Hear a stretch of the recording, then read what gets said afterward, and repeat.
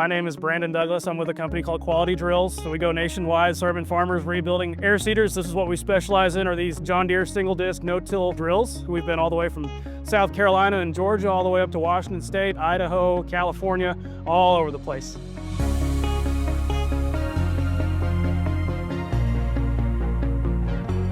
We're out here in Monroe, Nebraska, working for Mr. Greg Keller on this pretty interesting grain drill we got going on back here. It's designed to plant twin row rye over corn stubble. A pretty interesting deal. We'll get with Greg and talk to him a little bit about his operation, what he's exactly using this drill for. So Greg, tell me a little bit about this machine. If whenever you look at it from our angle, this is not a typical drill. It's been customized to a very, very high degree. So I've been doing cover crops for 10 years now, and I had somebody custom planting for me. And the first year we did 7.5 inch rye, and we had some issues with the cord coming through.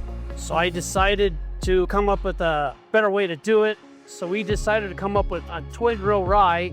So we went ahead and we modified his planter with duct tape to shut some units off to do it. But he can't get his drill to go through the corn stalks. It only works with bean stubble.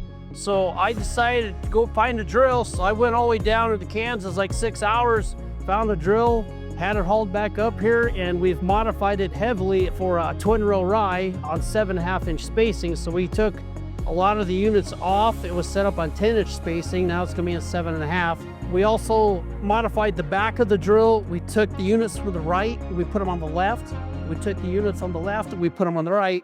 And the reasoning for that, we want to no-till and standing corn stalks. If you have the rubber wheel bouncing on the corn stalks, you're not going to get your cover crop in the ground. By switching the units to the left and the right, the wheels are on the outside of the corn stalks, and the corn stalks will go in between. There will be no bouncing of the units. All your seed will get into the ground on the left and right of the corn stalks. I'm not sure if anybody else has done this idea. I'm the first one to do it, I believe. The advantage of twin row rye, we're seeing about a 3 to 5 bushel increase on soybeans, and the corn has been our biggest jump. We're seeing a 10 to 35 bushel increase on corn under center pivot irrigation here in Nebraska, and we've been doing this for 10 years now, so we are sticking with the twin row rye. How many row units is on this machine? 34 units. 34 row units, and this is normally I think it's 58 in total? Yeah, 58 in total. So it's a very, very high rate of customization on this particular machine. But the upgrades that we're gonna do to this thing and get it running back up to par, and especially when you get down to the spike closing wheels, being able to crumble that side. You mentioned that you guys are in some pretty heavy clay soils here, so that's gonna help close that seed trench a heck of a lot better. 300 bushel corn residue, there's a lot of material to cut through, and we gotta get the trench closed up, and everything has to work perfect.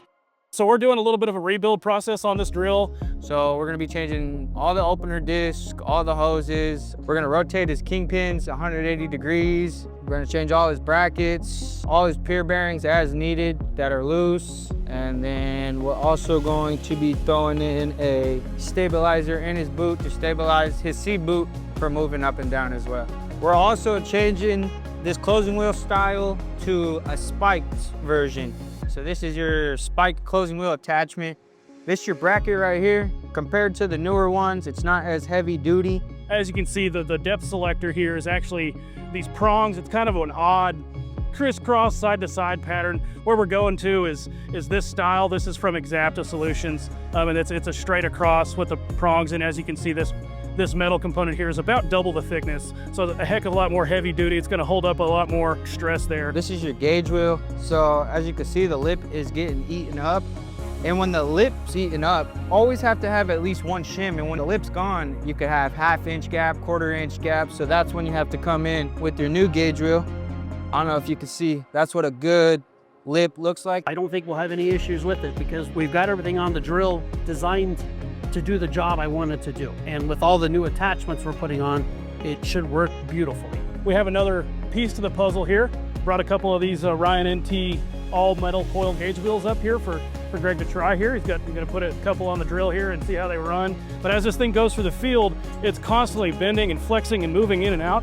So it's gonna allow any of those corn cobs or leaves or pieces of stalk or whatever the case may be that might get wedged in between one of those gauge wheels and the discs. it's gonna flow right through this thing. And then also going back to the heavy clay soils that you guys got around here, with this thing bending and flexing and moving all the time, it's self-cleaning. So any mud that gets caught up on this, it'll just clean itself right off. So they're super, super tough. I'm excited to see how they work on this drill, especially in the twin row application. So we're doing a test here with some gauge wheels. We got the Ryan NT here. These are brand new. We just put these on here. And then we do have John Deere's closing wheel here. We've got the chicken tracker here. I've run these for 15 years. They're extremely tough, durable. We got the Thompson closing wheel here. And then we got the original factory John Deere rubber gauge wheel. Now I can tell you, from the John Deere rubber gauge wheel to the chicken tracker, we eliminated 80% of the bounce because the cornstalk butts go in between here and they don't bounce like the rubber gauge wheel where they're solid. But then we'll try these here too, because I believe they're gonna do the same thing. Extremely tough, extremely durable. So we'll give them a test run, see how they go. We're out in Greg's field right now. Some of his rows weren't exactly spaced correctly. So his idea is to have the rows spaced at 7.5 inches apart, one right-hand row, one left-hand row, but then on 30-inch centers so he can plant one row on either side of his corn stalks and to have twin row rye. We got finished with all of his spacing issues that we found when we were testing it out in the cornfield. Got all those rows put where they needed to be, got them all tightened down, everything like that. Got finished. Every single row unit that was on there is completely rebuilt now.